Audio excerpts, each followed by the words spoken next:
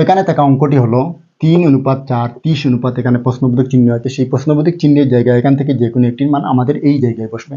তাহলে প্রথমেই আমাদের দেখে নিতে হবে আসলে 3-এর বিপরীতে এখানে 30 কী করে হলো, বা 4-এর বিপরীতে এই জায়গায় কী হবে। আমরা প্রথমে দেখে নিচ্ছি এখানে 3 আছে, 3-এর সাথে আমরা 27 যোগ করে নিচ্ছি। যোগ করে নিলে আমাদের যোগফল কী দাঁড়াবে, 30 দাঁড়াবে। আমরা এই 30টি পেয়ে গেলাম।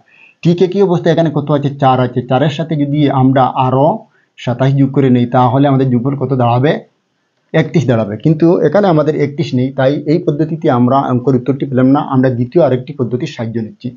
এখানে কি আছে, 3 আছে। 3-এর উপরে আমরা কিউব দিয়ে দিলাম। কিউব দিয়ে দিলে কি হবে, 3 গুণন 3 গুণন 3 সমান কত হবে, 3 3 9 3 9 27 হবে। আর সেই 27-এর সাথে যদি আমরা আরও এই 3টা যোগ করে নেই তাহলে কত হবে, 30 হবে। অতএব আমরা এই 30টি পেয়ে গেলাম। ঠিক একই অবস্থায় এখানে কত আছে, 4 আছে। 4-এর উপরে আমরা কিউব দিয়ে দিলাম। 4টাকে 3বার নিয়ে নিলাম। 4 গুণন 4 গুণন 4 সমান কত হবে, 4 4 16 4 16 64 হবে।